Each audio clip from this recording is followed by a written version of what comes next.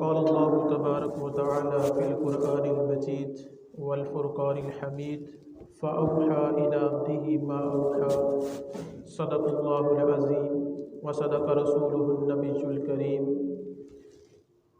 ان اللہ وملائکته یصلون علی النبی یا ایہا الذین آمنوا صلوا علیہ وسلموا تسلیما بلغ العلا بکمالہ کشف الدجى بجمالہ حسنت جمیع خصالہ صلوا علیہ وآلہ یا صاحب الجمال یا سید البشر من وجهك المنیر لقد نفر القمر لا يمكن الثناء كما كان حقه بعد خدا وزرتوئی قصہ مختصر خشک شاخوں کو تازہ گلاب دیتے ہیں، عہد بیری کو پھر سے شباب دیتے ہیں، پڑھ لے درود غفلت نہ کر، خدا کی قسم آج بھی وہ تیرے سلام کا جواب دیتے ہیں۔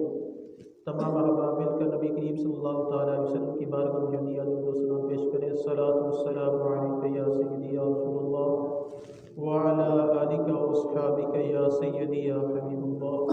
اللہ جل جلالہ وعظم نوالہ وعتم برہانہ کی مختصر حمد و ثنا کے بعد حضور پر نور شافع یوم النشور، بے چین دلوں کے چین سرور کونین، غمد و سارے جہاں حامی بے کساں، قائد المرسلین خاتم النبیین جناب احمد مجتبیٰ حضرت محمد مصطفیٰ صلی اللہ تعالیٰ علیہ وسلم کی بارگاہ میں ہدیہ درود و سلام عرض کرنے کے بعد رجب المرجب کا مہینہ جاری و ساری ہے۔ اس مہینہ میں اللہ رب العزت نے اپنے پیارے محبوب نبی صلی اللہ تعالیٰ علیہ وسلم کو اپنے دیدار سے نوازا۔ نبی علیہ السلام کو رجب کی 27ویں رات کو معراج نصیب ہوئی کہ آپ نے خانہ کعبہ سے بیت المقدس تک سفر کیا اور پھر بیت المقدس میں انبیاء کی امامت کرنے کے بعد آپ پہلے آسمان کی طرف چلے۔ پہلے آسمان پر جب دروازے پر پہنچتے ہیں، حضرت جبریل علیہ السلام دروازے پر تصدیق دیتے ہیں تو جو دروازے پر معمور فرشتہ اسماعیل نامی ہوتا ہے وہ پوچھتا ہے کون؟ تو حضرت جبریل فرماتے ہیں کہ میں جبریل۔ تو پوچھتا ہے کہ آپ کے ساتھ کون ہے؟ تو فرماتے ہیں کہ محمد مصطفیٰ صلی اللہ تعالیٰ علیہ وسلم۔ تو وہ پوچھتا ہے کیا ان کو بلایا گیا ہے؟ تو فرمایا ہاں بلایا گیا ہے۔ تو پھر وہ فرشتہ دروازہ کھولتا ہے اور نبی علیہ السلام کو خوش آمدید کہتے ہوئے کہتا ہے مرحبا بہ فنعم المجیء جاء، کہ خوش آمدید کیا ہی اچھا آنے والا آیا ہے۔ تو پھر نبی کریم صلی اللہ تعالیٰ علیہ وسلم پہلے آسمان پر حضرت آدم علیہ السلام سے ملاقات فرماتے ہیں اور اس کے بعد آقا کریم صلی اللہ تعالیٰ علیہ وسلم پھر آپ دوسرے آسمان کی طرف بڑھتے ہیں۔ تو دوسرے آسمان پر بھی اسی طرح ہوتا ہے کہ حضرت جبریل علیہ السلام دروازہ کھلوانا چاہتے ہیں، دروازے پر معمور فرشتہ پھر اسی طرح پوچھتا ہے تو آپ اسی طرح بتاتے ہیں، تو پھر نبی علیہ السلام کے لیے دروازہ کھولا جاتا ہے اور کہتا ہے مرحبا بہ فنعم المجیء جاء، خوش آمدید کیا ہی اچھا آنے والا آیا ہے۔ تو نبی علیہ السلام دوسرے آسمان پر حضرت یحییٰ اور حضرت عیسیٰ علیہ السلام سے ملاقات فرماتے ہیں۔ تو اس کے بعد نبی کریم صلی اللہ تعالیٰ علیہ وسلم آپ تیسرے آسمان کی طرف بڑھتے ہیں۔ تو تیسرے آسمان پر پھر حضرت جبریل علیہ السلام جب دروازہ کھلوانا چاہتے ہیں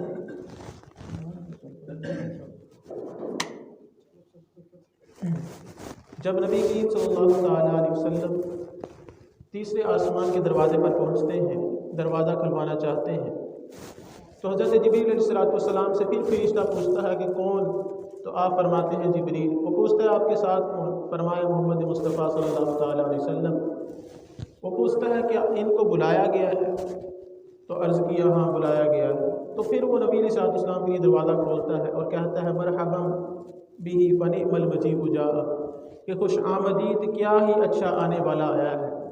تو تیسرے آسمان پر نبی کریم صلی اللہ تعالیٰ علیہ وسلم جب تیسرے آسمان پر تشریف لے جاتے ہیں، وہاں پر نبی کریم علیہ السلام حضرت یوسف علیہ السلام کو ملاحظہ فرماتے ہیں۔ حضرت جبریل علیہ السلام عرض کرتے ہیں یہ آپ کے بھائی یوسف ہیں، انہیں سلام کیجیے۔ نبی کریم صلی اللہ تعالیٰ علیہ وسلم انہیں سلام فرماتے ہیں، وہ آپ کے سلام کا جواب دیتے ہیں اور آپ کو خوش آمدید کہتے ہوئے کہتے ہیں مرحبا بأخی صالح و نبی صالح، کہ صالح نبی اور صالح بھائی خوش آمدید۔ تو تیسرے آسمان پر حضرت یوسف علیہ السلام سے ملاقات کے بعد آقا کریم صلی اللہ تعالیٰ علیہ وسلم چوتھے آسمان کی طرف بڑھتے ہیں۔ تو اسی طرح چوتھے آسمان کے جب دروازے پر پہنچتے ہیں، حضرت جبریل علیہ السلام دروازہ کھلوانا چاہتے ہیں، تو اسی طرح فرشتہ پوچھتا ہے، اسی طرح پھر وہ جواب دیتے ہیں۔ تو چوتھے آسمان پر جب نبی کریم صلی اللہ تعالیٰ علیہ وسلم پر تشریف لاتے ہیں تو وہاں پر حضرت ادریس علیہ السلام کو آپ ملاحظہ فرماتے ہیں۔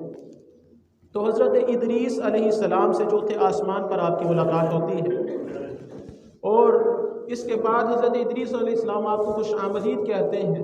پھر چوتھے آسمان سے آقا کریم صلی اللہ تعالیٰ علیہ وسلم حضرت ادریس علیہ السلام سے ملاقات کے بعد آگے بڑھتے ہیں، اور پانچویں آسمان کے جب دروازے پر پہنچتے ہیں تو حضرت جبریل علیہ السلام پھر دروازہ کھلوانا چاہتے ہیں، تو اسی طرح وہ آپ کے لیے دروازہ کھولا جاتا ہے اور کہا جاتا ہے فنعم المجیء جاء، کہ کیا ہی اچھا آنے والا آیا ہے۔ نبی علیہ السلام پھر پانچویں آسمان پر تشریف لے کر جاتے ہیں، وہاں پر آقا کریم صلی اللہ تعالیٰ علیہ وسلم حضرت ہارون علیہ السلام کو ملاحظہ فرماتے ہیں، اور وہ آپ کو خوش آمدید کہتے ہیں۔ پانچویں آسمان پر ان سے ملاقات کے بعد آقا کریم صلی اللہ تعالیٰ علیہ وسلم چھٹے آسمان کی طرف بڑھتے ہیں، اور چھٹے آسمان کے جب دروازے پر پہنچتے ہیں تو اسی طرح معاملہ ہوتا ہے۔ حضرت جبریل علیہ السلام دروازہ کھلوانا چاہتے ہیں تو فرشتہ پوچھتا ہے کون؟ تو فرمایا جبریل۔ پوچھا آپ کے ساتھ کون؟ فرمایا محمد مصطفیٰ صلی اللہ تعالیٰ علیہ وسلم۔ پوچھا کیا ان کو بلایا گیا ہے؟ عرض کیا جی ہاں بلایا گیا ہے۔ تو آقا کریم صلی اللہ تعالیٰ علیہ وسلم کو پھر خوش آمدید کہتا ہے وہ فرشتہ مرحبا بہ فنعم المجیء جاء، کہ خوش آمدید کیا ہی اچھا آنے والا آیا ہے۔ آقا کریم صلی اللہ تعالیٰ علیہ وسلم چھٹے آسمان پر تشریف لے جاتے ہیں، وہاں پر حضرت موسیٰ علیہ السلام کو ملاحظہ فرماتے ہیں۔ حضرت جبریل علیہ السلام عرض کرتے ہیں یہ حضرت موسیٰ ہیں، انہیں سلام کیجیے۔ تو نبی علیہ السلام انہیں سلام کرتے ہیں، تو آقا کریم صلی اللہ تعالیٰ علیہ وسلم کے سلام کا جواب دیتے ہیں اور آپ کو خوش آمدید کہتے ہیں مرحبا بأخی صالح و نبی صالح، تو کہتے ہیں خوش آمدید صالح بھائی اور صالح نبی۔ تو جب نبی علیہ السلام حضرت موسیٰ علیہ السلام سے ملاقات کر کے آگے بڑھنے لگتے ہیں، حضرت موسیٰ علیہ السلام تھوڑا سا گریہ فرمانے لگتے ہیں۔ آقا کریم صلی اللہ تعالیٰ علیہ وسلم حضرت موسیٰ علیہ السلام سے اس کا سبب پوچھتے ہیں، تو وہ کہتے ہیں کہ میں اس لیے گریہ کر رہا ہوں کہ میرے بعد میں مبعوث ہونے والا جو نوجوان ہے کہ اس کی امت کے جنت میں داخل ہونے والوں کی تعداد میری امت سے زائد ہوگی۔ تو پھر آقا کریم صلی اللہ تعالیٰ علیہ وسلم چھٹے آسمان سے ساتویں آسمان کی طرف بڑھتے ہیں، تو اسی طرح معاملہ ہوتا ہے۔ جب دروازہ کھلوانا چاہتے ہیں تو فرشتہ پوچھتا ہے کون؟ حضرت جبریل کہتے ہیں جبریل۔ پوچھتا ہے آپ کے ساتھ کون؟ تو فرماتے ہیں محمد مصطفیٰ۔ پوچھتا ہے کہ ان کو بلایا گیا؟ فرمایا ہاں بلایا گیا ہے۔ تو وہ یہی خوش آمدید کہتا ہے۔ اور نبی علیہ السلام جب ساتویں آسمان پر تشریف لے جاتے ہیں، وہاں پر آقا کریم صلی اللہ تعالیٰ علیہ وسلم حضرت ابراہیم علیہ السلام کو ملاحظہ فرماتے ہیں کہ جو بیت المعمور کے ساتھ ٹیک لگائے ہوتے ہیں، کہ جس طرح انسانوں کے لیے خانہ کعبہ ہے جس کی طرف رخ کر کے ہم نماز پڑھتے ہیں، تو اسی طرح اس کی عین اوپر آسمانوں پر بیت المعمور ہے کہ جس کی طرف فرشتے منہ کر کے نماز پڑھتے ہیں۔ تو حضرت ابراہیم علیہ السلام اس سے ٹیک لگائے بیٹھے ہوتے ہیں۔ حضرت جبریل علیہ السلام کہتے ہیں کہ یہ آپ کے والد ابراہیم ہیں، انہیں سلام کیجیے۔ تو آقا کریم صلی اللہ تعالیٰ علیہ وسلم انہیں سلام کرتے ہیں، تو وہ سلام کا جواب دیتے ہیں اور آپ کو خوش آمدید کہتے ہیں۔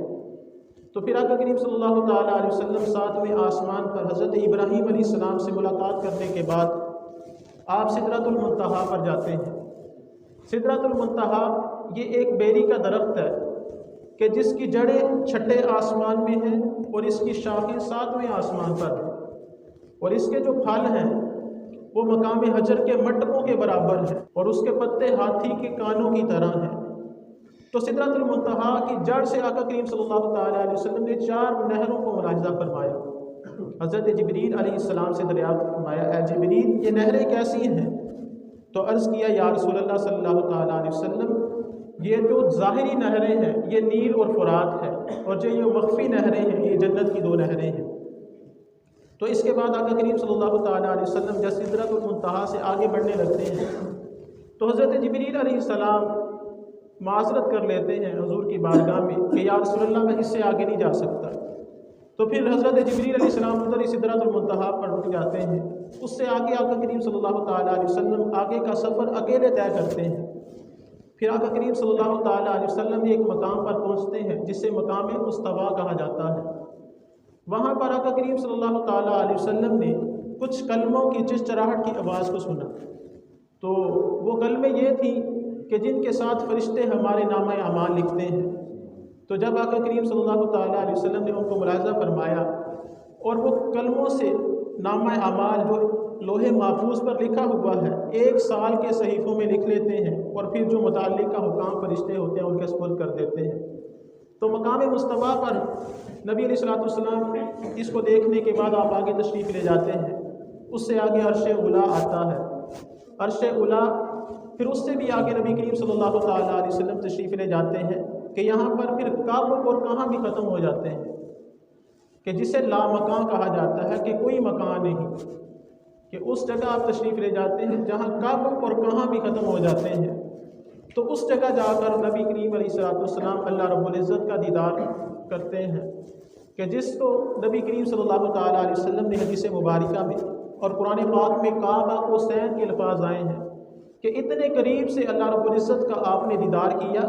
کعبہ قوسین کہتے ہیں تیر اور کمان، کہ جتنا تیر اور کمان کے درمیان فاصلہ ہوتا ہے نبی کریم صلی اللہ تعالیٰ علیہ وسلم نے اتنے قریب سے اللہ رب العزت کا دیدار کیا کہ بیداری کی حالت میں اپنی ان ظاہری آنکھوں سے اللہ رب العزت کا دیدار کیا کہ نہ پردہ تھا، نہ حجاب، نہ مکان تھا، نہ زمانہ، نہ وہاں کوئی فرشتہ تھا، نہ کوئی انسان. اور اللہ رب العزت کے کلام کو بھی آپ نے سماعت فرمایا. اللہ رب العزت سے کلام بھی فرمایا کہ جس کو قرآن پاک میں یوں بیان کیا گیا ہے فَأَوْحَى إِلَىٰ عَبْدِهِ مَا أَوْحَىٰ، کہ اللہ رب العزت نے اپنے بندے کی طرف وحی کی جو اس نے وحی کی. کہ اکثر مفسرین وہ فرماتے ہیں کہ اللہ رب العزت کو یہ بتانا مقصود نہ تھا. اگر بتانا مقصود ہوتا تو خود فرما دیتا کہ کیا وحی کی. بس اللہ نے یہ فرمایا کہ وحی کی اپنے بندے کی طرف جو اس نے وحی کی، کہ جو محبوب اور محب کی باتیں ہوتی ہیں وہ راز ہوتے ہیں، ان کو بیان نہیں کیا جاتا. اگر مقصود ہوتا تو اللہ رب العزت خود بیان فرما دیتا. بس صرف اتنا کہا جا سکتا ہے کہ اللہ رب العزت نے روحانی، جسمانی، ظاہری اور باطنی نبی علیہ الصلوۃ والسلام کو نعمتیں عطا فرمائی اور آپ کو علوم و معارف عطا فرمائے کہ وقت کے ساتھ ساتھ جن کا ظہور ہوتا اور ہوتا رہے گا. تو نبی کریم صلی اللہ تعالیٰ علیہ وسلم نے رب کے کلام کو بھی سماعت فرمایا.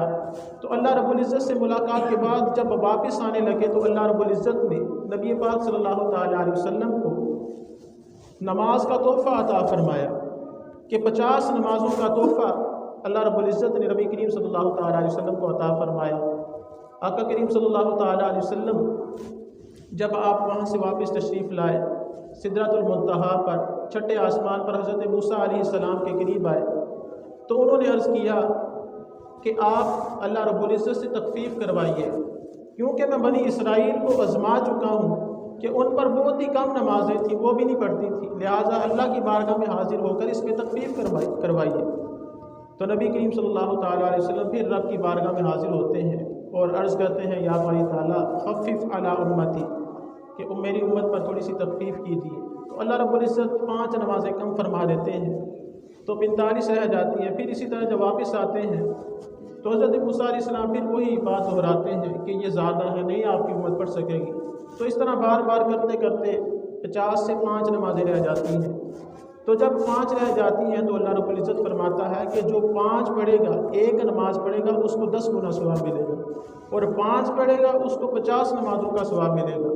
اور فرمایا کہ جو نیکی کا ارادہ کرے تو اس کے لیے 1 نیکی ہے، اور پھر وہ نیکی کو کر لے تو اس کے لیے 10 نیکیاں ہیں. اور اگر کوئی گناہ کا ارادہ کرے اور گناہ سے باز رہے تو اس کے نامہ اعمال میں لکھی جائے گی. اگر وہ گناہ کرے گا تو پھر 1 گناہ لکھا جائے گا. کہ نیکی کا ارادہ بھی کر لیا تو 1 نیکی، اور کر لیا تو 10 نیکیاں، اور گناہ کا ارادہ کر لیا تو کوئی گناہ نہیں لکھا جائے گا. کہ جب گناہ کرے گا تو صرف 1 گناہ لکھا جائے گا. تو پھر آقا کریم صلی اللہ تعالیٰ علیہ وسلم جب واپس تشریف لائے، حضرت موسیٰ علیہ السلام نے پھر عرض کیا کہ آپ تخفیف کروائیے. تو نبی علیہ السلام نے فرمایا کہ اب مجھے اپنے رب سے حیا آتی ہے کہ اتنی مرتبہ میں رب کی بارگاہ میں گیا ہوں، کم کروائی ہیں، اب مجھے رب سے حیا آتی ہے. تو پھر نبی کریم صلی اللہ تعالیٰ علیہ وسلم معراج سے جب آپ واپس تشریف لائے تو پہلے آسمان پر جب پہنچے تو نبی کریم صلی اللہ تعالیٰ علیہ وسلم نے آسمان سے نیچے کی طرف نظر فرمائی تو آپ نے نیچے شور و غل اور گرد و غبار اور دھوئیں کو دیکھا۔ حضرت جبریل علیہ السلام سے دریافت فرمایا، اے جبریل یہ دھواں کس چیز کا ہے، یہ کیسی چیز ہے؟ تو انہوں نے عرض کیا، یا رسول اللہ صلی اللہ تعالیٰ علیہ وسلم یہ شیاطین ہیں جو بنی آدم کی آنکھوں کے سامنے منڈلاتے رہتے ہیں کہ اگر یہ شور و غل، یہ دھواں، یہ نا شیاطین ہوں تو انسان عجائبات قدرت کو دیکھ لے، تو وہ ان کی آنکھوں کے سامنے منڈلاتے رہتے ہیں۔ تو نبی کریم صلی اللہ تعالیٰ علیہ وسلم جب معراج سے واپس سدرۃ المنتہا پر آپ تشریف لائے تو وہاں پر آپ نے 4 قسم کی نہروں کو ملاحظہ فرمایا۔ ایک پانی کی نہر تھی، ایسا پانی کہ جس کا رنگ نہیں بدلتا تھا، اور دوسری دودھ کی نہر کہ جس کا ذائقہ نہیں بدلتا تھا، اور تیسری شراب کی نہر کہ جس کے پینے والوں کے لیے اس میں لذت ہے، نشہ نہیں، اور چوتھی آپ نے شہد کی نہر کو ملاحظہ فرمایا۔ اور اس کے بعد نبی کریم صلی اللہ تعالیٰ علیہ وسلم کو جنت میں لے جایا گیا۔ جنت میں آپ صلی اللہ تعالیٰ علیہ وسلم نے محلات کو ملاحظہ فرمایا کہ جو موتیوں سے محلات تعمیر کیے گئے تھے، اور جو جنت کی مٹی تھی وہ مشک کی مٹی تھی کہ جو مشک خوشبو ہے اس کی مٹی جنت کی تھی، وہ مشک کی مٹی تھی۔ اور نبی کریم صلی اللہ تعالیٰ علیہ وسلم نے وہاں طرح طرح کی نعمتوں کو دیکھا، اور آپ نے وہاں دیکھا کہ جو انار ہیں، انار کہ ان کی جسامت ڈولو جتنے ہوتے ہیں، بڑے اتنے بڑے انار ہیں۔ اور وہاں پر نبی کریم صلی اللہ تعالیٰ علیہ وسلم نے ایسے پرندوں کو ملاحظہ فرمایا کہ جو اونٹ کی طرح ہیں، کہ جتنا بڑا اونٹ ہوتا ہے اتنے بڑے جنت میں نبی علیہ السلام نے پرندوں کو ملاحظہ فرمایا۔ اور ایسی نعمتیں نبی علیہ السلام نے ملاحظہ فرمائی جو اللہ رب العزت اپنے نیک بندوں کو عطا فرمائے گا۔ اور پھر آپ نے دوزخ کا بھی معائنہ کیا۔ اس کے بعد جب نبی کریم علیہ السلام واپس تشریف لائے اور جب آقا کریم صلی اللہ تعالیٰ علیہ وسلم نے معراج کی صبح واقع معراج کا جب اعلان کرنا تھا، لوگوں کو یہ بتانا تھا کہ رات مجھے معراج ہوئی، تو آقا کریم صلی اللہ تعالیٰ علیہ وسلم اس کی صبح غمگین ہو کر الگ تھلگ بیٹھے ہوئے تھے کہ اگر میں نے لوگوں کو یہ بات بتائی کہ رات کے تھوڑے سے لمحے میں اللہ تعالیٰ نے مجھے اتنی سیر کروائی ہے تو لوگ اس بات کو نہیں مانیں گے۔ آقا کریم صلی اللہ تعالیٰ علیہ وسلم غمگین ہو کر تھوڑے سے الگ تھلگ بیٹھے ہوئے تھے۔ ابو جہل نے جب دیکھا آپ صلی اللہ تعالیٰ علیہ وسلم کو کہ آپ الگ بیٹھے ہوئے ہیں تو وہ آپ کے پاس گیا اور پوچھنے لگا کہ کیا وجہ ہے کہ آپ آج الگ تھلگ بیٹھے ہیں، کیا نئی بات ہو گئی؟ تو نبی کریم علیہ السلام نے فرمایا ہاں۔ تو اس نے کہا وہ کیا؟ تو آپ نے فرمایا کہ رات مجھے سیر کروائی گئی۔ ابو جہل نے کہا کہاں تک؟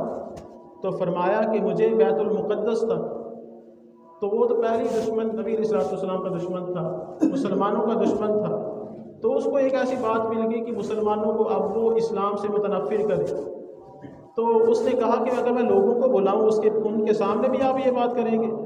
تو نبی کریم صلی اللہ تعالیٰ علیہ وسلم نے فرمایا ہاں۔ تو اس نے لوگوں کو جمع کیا اور لوگوں کے سامنے پھر پوچھا کہ آپ وہی بات دوبارہ بیان کیے۔ نبی کریم صلی اللہ تعالیٰ علیہ وسلم نے فرمایا کہ مجھے رات سیر کروائی گئی۔ تو لوگوں نے کہا کہاں تک؟ آپ نے فرمایا بیت المقدس تک۔ تو ان لوگوں نے تالیاں کسی نے ماری، کسی نے سیٹی ماری اور مذاق بنانا شروع کر دیا کہ یہ کس طرح ہو سکتا ہے کہ اتنا سا وقت کہ پانی وضو کا وہ چل رہا ہو اور دروازے کی جو کنڈی اس کو اگر کھولا جائے تو اس طرح تھوڑی سی ہلتی رہتی ہے کہ ہلتی رہے، اور بستر گرم ہوتا ہے تھوڑی دیر کے لیے کہ اتنی دیر میں کوئی آسمانوں کی سیر کر لے، خانہ کعبہ سے مسجد اقصیٰ تک سیر کر لے، یہ کس طرح ہو سکتا ہے؟ تو انہوں نے مذاق بنانا شروع کر دیا۔ تو اس وقت جب یہ نبی علیہ السلام نے بات بیان فرمائی تو بہت سے ایسے لوگ جن کا ایمان کمزور تھا وہ دین سے مرتد ہو گئے۔ اور مطعم وہ کہتے ہیں کہ اس سے پہلے کی جتنی بھی نبی علیہ السلام کی باتیں تھیں وہ واضح تھی، میں ان کی تصدیق کرتا ہوں، لیکن یہ جو آج کی بات ہے میں اس کی تصدیق نہیں کرتا، کیونکہ ہم بھی بیت المقدس تک آتے جاتے رہتے ہیں کہ اس کا سفر مہینوں کا سفر ہے، یہ کیسے ہو سکتا ہے کہ رات کے تھوڑے سے لمحے میں آپ نے ادھر تک سیر کر لی؟ تو بہت سے جو کمزور ایمان والے تھے وہ اسلام سے مرتد ہو گئے، لیکن جن کا ایمان کامل تھا ان کا ایمان اور بھی مضبوط ہو گیا۔ تو ابو جہل وہ حضرت ابوبکر صدیق رضی اللہ تعالیٰ عنہ کے پاس آیا اور آ کر یہی واقعہ معراج بیان کیا کہ آپ کے دوست نے کہا ہے کہ میں نے تھوڑے سے لمحے معراج کے کہ خانہ کعبہ سے بیت المقدس تک سیر کی ہے۔ تو آپ نے فرمایا کیا واقعی انہوں نے اس طرح کہا ہے؟ تو ابو جہل نے کہا ہاں کہا ہے۔ تو آپ نے فرمایا لَإِنْ كَانَ قَالَ ذَلِكَ لَقَدْ صَدَقَ، کہ اگر آقا کریم صلی اللہ تعالیٰ علیہ وسلم نے یہ بات فرمائی ہے کہ رات کے تھوڑے سے لمحے میں آپ نے خانہ کعبہ سے بیت المقدس تک سیر کی ہے، فرمایا اگر انہوں نے کہا ہے تو پھر سچ کہا ہے۔ تو حضرت ابوبکر صدیق رضی اللہ تعالیٰ عنہ وہ پہلے شخص تھے جنہوں نے واقعہ معراج کی تصدیق کی۔ تو پھر نبی کریم صلی اللہ تعالیٰ علیہ وسلم نے بھی آپ کو یہ لقب عطا فرمایا، اے صدیق، اے ابوبکر، اللہ رب العزت نے تیرا نام صدیق رکھا ہے کہ سچ تو بہت بولتے ہیں لیکن صدیق اور صدیق اکبر تو ہی ہے۔ تو نبی کریم صلی اللہ تعالیٰ علیہ وسلم کے واقعہ معراج کی تصدیق سب سے پہلے حضرت ابوبکر صدیق رضی اللہ تعالیٰ عنہ نے کی۔